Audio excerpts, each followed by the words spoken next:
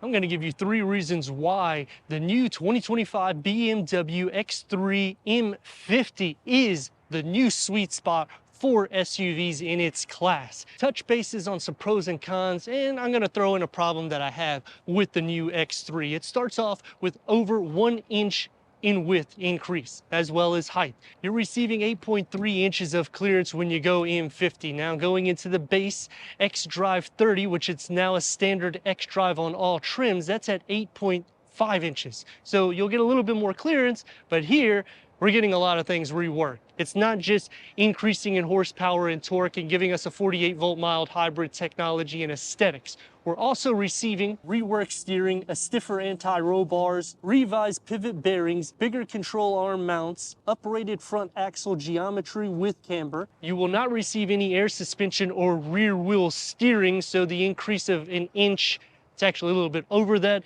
It's not going to be difficult because this is not to the length of an X5, which is about 7 inches longer than this. The front is going to get a reworked L-shaped headlight assembly that's full LED that integrates into the new kidney grille. And going M50 xDrive, you get a standard iconic glow, which glows around the whole kidney grille. Gloss black that's going to touch into the front parking sensors and into the air pocket with a more aggressive stance. The fenders are also flared out. It's a little bit longer of a hood that's going to be housing the 3.0 liter BMW twin power turbo, 11 horsepower by the way. With 428 pound-feet of torque, that's up at 59 pound-feet of torque, still achieving 25 mpgs for the city and 30 mpgs for the highway, reaching 60 at 4.4 seconds. That's what BMW's quoting anyways, with a top speed between 130 and 155 miles per hour. The first reason why this is the new sweet spot in its category against Audi and Mercedes is because you not only increase horsepower and torque, but all of the suspension components to make this a more aggressive drive. Now, unfortunately, you do have to tick the box for the xDrive 30 in order to get a near 50-50 weight distribution, because that's going to drop to a 50.5, 49.5, whereas the M50 is at 51.8, 49.2, so it's still not too far off, but you got to consider it's added a little bit of weight underneath the hood. These are not standard wheels either. We have upgraded 21-inch jet black alloy wheels. It's a 255/40 up front and 285/35 out back. Blue brake calipers housing 4 pistons in the front with a single floating caliper in the rear, and towing has increased. You're at 4,850 pounds. Last year, you could only tow up to 4,400 pounds. So when you're thinking the 4th gen, they have done a huge transformation, making this a little bit more practical. And yet you don't have to go into the X5 because they gave you that little cushion to give a little bit more space for the back seat occupants. The roof line and the lower skirt is going to flow all the way into the rear. So it's going to have more of a dynamic profile. And comparing this to Mercedes and Audi, this is going to be faster. You're going to have more dynamics, a little bit more pleasure in the drive, especially when you're taking bins with the savings. Standard LED taillights, that's been reworked. The lower gets more aggressive with the quad exhaust tips, the diffuser, front and rear parking sensors with the 360-degree reverse camera, and to give more of a dynamic look for the rear, the flush mounted rear window with the long roof spoiler that connects to the side air deflectors, so it keeps the heritage of the sports car look / coupe, so you don't lose cargo capacity, but you keep that style. But let me know what you think about the exterior styling and the updates of the X3. Now, the I also has been dropped because that's going to only be for their electric line. This is a mild hybrid technology, so therefore they dropped it on all of their new 2025 models. Power liftgate, that's standard cargo, that starts at 31.5 cubic feet of storage. You get a little storage pocket, LED interior lights, bag holders, 12-volt charger with another bag holder here. You have the privacy cover. Underneath the floor of the M50, we do not have the spare tire. Unfortunately, to maximize the cargo to 67.1 cubic feet, you have to go into the rear and fold these seats down. And it'll fold at a 40-20-40 split or a 60-40 split, maxing the cargo capacity. But we need to go inside, start it up, so you can hear the B58 exhaust note.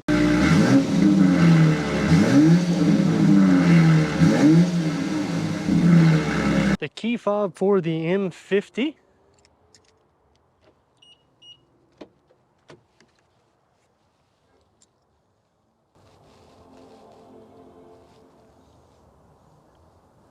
14-way power seat adjustment for the driver, 12-way power seat adjustment for the passenger. These are sport bolstered seats in the merino leather, cushion extensions that are manual. The nice thing here though is they have increased the length for the butt area. So tall people, it definitely helps with the length, with memory for the driver. Heated and ventilated front seats. And you can already tell the interior has been refreshed. It does look a little bit more similar to the Mini because of the cloth inlays. These are all made out of recycled materials with the BMW Curve 1-panel, 2-screen layout.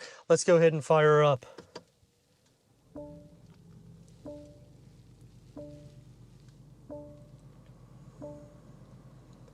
Ambient lighting that has a total of 7 different colors that's going to be found throughout. A 14.9-inch touchscreen iDrive 9.0 with wireless Apple CarPlay, wireless Android Auto, Sirius XM, AM, FM, streaming Bluetooth audio, driver recorder, and you can also check your weather. We're going to put it into reverse so you can see the 360-degree reverse camera with park assist.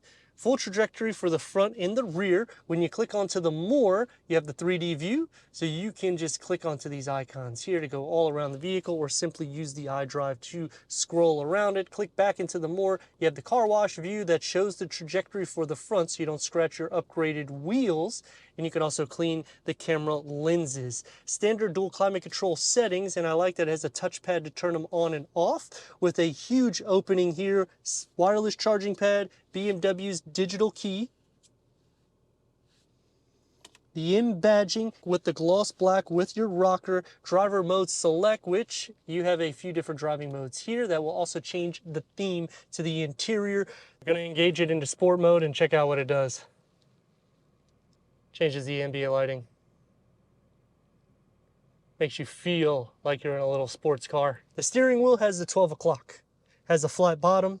I do like the style of it. Not a huge fan of the plastic here. Multi-function, paddle shifts with the boost, and the gauge cluster is a digital reader that can go through an array of different content for the driver, and you can also change the whole layout. Now, when you put it into sport mode, you can't change the configuration of the layout. It only goes one way. So just keep that in mind. If you are driving the vehicle, you might want to just put it in personal, so that way you can configure the layout differently. Heads-up display, you have a ton of different views. It is huge. Dashboard and door panel configuring together with the upgraded Harman Kardon, and the ambient lighting comes into play. I do like how this bulges out because it keeps it sporty. You still get the touchpad to turn on and on the air vent, and it just has more of a seamless design that flows, but you do lose some space here for the front occupants. There isn't any pass-through or any sleeve for letters or anything like that. Headroom isn't bad for someone at 6'3", as well as leg space, so the footwell has been done in a sense to make it more comfortable. Auto dimming rear view mirror, LED interior lights with the interior camera, and a large panel roof that goes into the back. Door panel, it's going to have soft materials where it needs to be, one touch up and down for the windows, with a long storage pocket, a beverage holder carved out, probably something for some snacks, and throw in some mints here so you smell good for your spouse. For the back seat, this is the opening that you get to fit 2 with the armrest and cup holders down. Third climate control, and I like the way it looks. It's a lot more cleaned up and futuristic with USB ports. The air vents come into the back. Storage behind both of the front seats with a little pocket to put connectors, but you have to go into the X5 in order to get USB ports. Headroom is actually good, and that's why I like the X3, because it's that sweet spot. It's giving you enough interior to fit somebody like me in the back. The door is going to have the manual sunshades, and you have the same pattern that comes into play. I'm not a huge fan of this cloth material, but I do like that it is recycled materials. I mean, let me know your thoughts about that in the comments. Software it needs to be, with a medium-sized storage pocket and a large beverage holder carved out. The floor isn't completely flat. Sliding over, feet space is definitely going to be shared, but leg and shoulder space isn't too bad. And if it is a problem, that's why you go X5. But for me, I would go M50, but I mean, let me know your thoughts. We are up 11 horsepower and 59 pound-feet of torque over the prior gen, the fourth generation giving us a combined of 393 horsepower and 428 pound-feet of torque, reaching 60 at 4.4 seconds. That is crazy fast when we're talking about a vehicle that's not a full-blown M, which we don't have an M in the horizon at the moment, which I feel is a downgrade considering that we have so much updates in the X3 M50. I mean, you're talking a reworked steering, stiffer anti-roll bars, bigger control arm mounts. I mean, they did just a lot of work, not just aesthetics, not just updating the power. And now let's see some of that performance.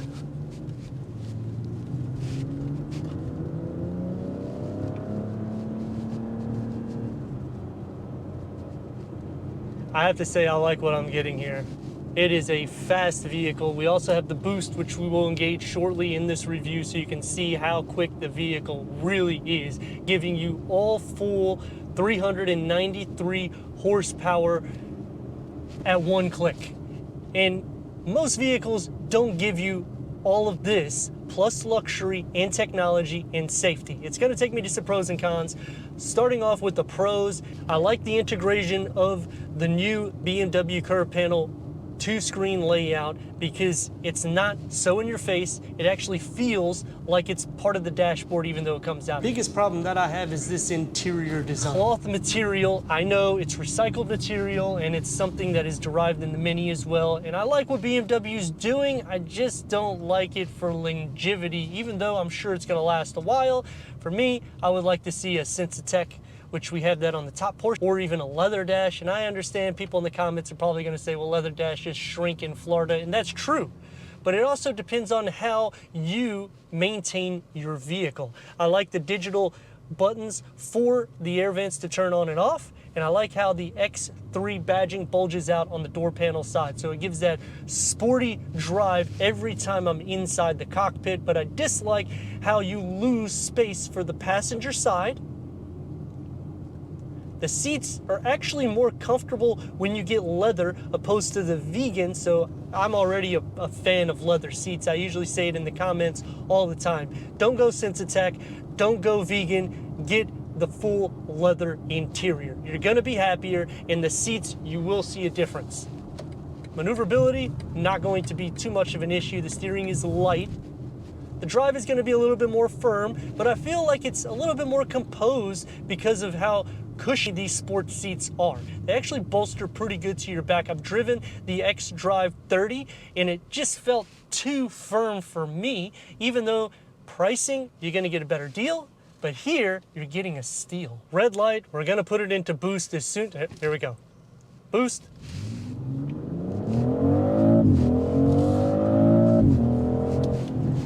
I mean, you're gonna get a damn speeding ticket. This thing is quick, which is the second reason why this is the best. Top speed up to 155 miles per hour. I mean, there's just a lot of pros when you're going into the M50, but then on the cons, I don't like the glass roof. It doesn't open up. Weight distribution is good. I mean, it's a near 50-50, and when you're considering competition like Audi and Mercedes, that's not gonna be the case. But the sound deadening to the M50 is actually worse than the xDrive 30. So just something to take in consideration on a day in and day out. You'll get used to it, but even in sport mode, the exhaust doesn't really filter in that much more so here, even with the iconic sounds with the tick on the infotainment screen. I mean, it just hugs the road. It's definitely a playful vehicle and a great alternative if you're not so happy with the X1 or X2 because it's a little bit less in length and width than this, but the X5 is too big. I think BMW did a good job giving a balance between the two. And where it livens up is on these curvy roads, which as soon as we get to it, we're gonna show you some of that now.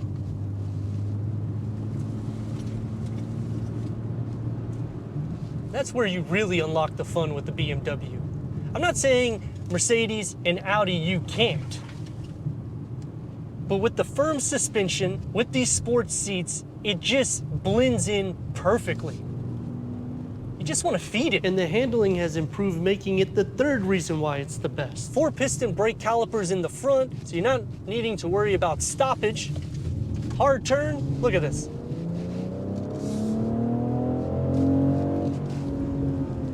You get some of the cracks that come in from the B58. It has a nice soundtrack.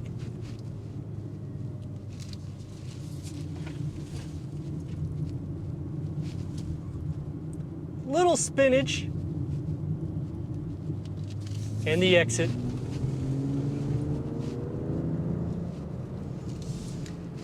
I mean, I like what I'm getting with the 4th gen. There is some cons that they could polish off, but overall, it's a great blend of luxury, performance, upgraded technology, and when you go M50, opposed to the X-Drive 30, you increase the towing to 4,850 pounds. Whereas on the X-Drive 30, you only get 4,001 pounds. So you actually decrease in towing capacity compared to the prior gen. So it's not just performance and tuning of the guts, also towing, increase in length and width. It's just a total value that you're getting, more or less a sports car picked up into an SUV. But let me know your thoughts in the comments. And if you're new to the channel, consider subscribing. Check out the next video, merchandise, website, and Instagram. Leave a comment and a like. And I'd like to thank BMW of Wesley Chapel for giving us this 2025 BMW X3 M50 for our car review.